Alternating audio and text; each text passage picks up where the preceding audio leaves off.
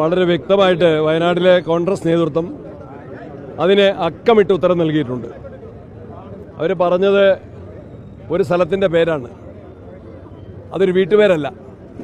ആ സ്ഥലപ്പേരിൽ പല വീടുകൾ താമസിക്കുന്നുണ്ട്, പല വീട്ടുകാരുണ്ട്, അത് പല കമ്മ്യൂണിറ്റിയിൽപ്പെട്ട ആളുകളുണ്ട്.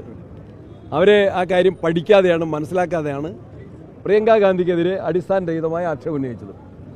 ആക്ഷേപത്തിൻ്റെ പൊള്ളത്തരം ഇവിടുത്തെ കോൺഗ്രസ് നേതാക്കന്മാർ കൃത്യമായിട്ട് അതിൻ്റെ തെളിവുകൾ സഹിതം മാധ്യമങ്ങളുടെ മുൻപിൽ, ജനങ്ങളുടെ മുൻപിൽ അവതരിപ്പിച്ചിട്ടുണ്ട്. ഇതൊരു ഒറ്റപ്പെട്ട വീട്ടുപേരല്ല, ഇതൊരു സ്ഥലപ്പേരാണ് എന്ന് കൃത്യമായി ബോധ്യപ്പെടുത്തിയിട്ടുണ്ട്.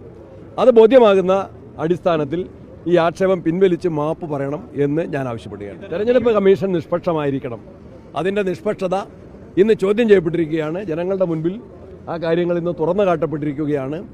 ഫെയർനെസ് അവരെ സംബന്ധിച്ച് നഷ്ടപ്പെട്ടുകൊണ്ടിരിക്കുകയാണ്. അവർ റെഫറിയാണ്. തെരഞ്ഞെടുപ്പ് കമ്മീഷനെ തെരഞ്ഞെടുപ്പാകുന്ന ജനാധിപത്യ പ്രക്രിയയിൽ ഏറ്റവും പരമപ്രധാനമായിട്ടുള്ള ഈ പോരാട്ടങ്ങളിൽ റഫറി ആകേണ്ടത് റഫറിക്ക് പകരം കക്ഷിയാരെയാണ്.